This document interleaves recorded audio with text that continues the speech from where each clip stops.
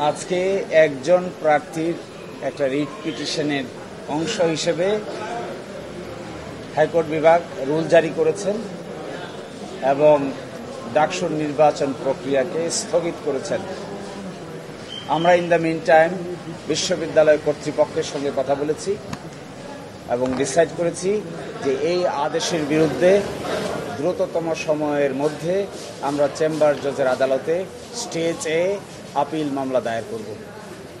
আমাদের যতটুকু অভিজ্ঞতা আছে, যেহেতু পিটিশনার তার পিটিশনে ডাকসুর নির্বাচন স্থগিত চান নাই, না চাওয়া সত্ত্বেও হাইকোর্ট বিভাগ ডাকসুর নির্বাচন স্থগিত করেছেন। এটা অনেকটা নজিরবিহীন। অনেক প্রস্তুতি শেষ হয়ে গেছে। আমরা ফাইনাল ক্যান্ডিডেট ঘোষণা করেছি ২৬ তারিখ, তারপরেও আরও ৫ দিন চলে গেছে। এই প্রেক্ষিতে আমরা সিদ্ধান্ত নিয়েছি যে যত দ্রুত সম্ভব ঘন্টা মিনিট হিসাব করে আমরা চেম্বার জজের আদালতে হাইকোর্টের এই আদেশ স্থগিত চেয়ে একটা সিভিল মিসসেলেনিয়াস পিটিশন দায়ের করব। ইন দ্য মিন টাইম আমি বিশ্ববিদ্যালয়ের ছাত্রসহ সকলকেই অনুরোধ করব, বিশ্ববিদ্যালয়ের প্রশাসন যেন তারা একটু ধৈর্যের পরিচয় দেন।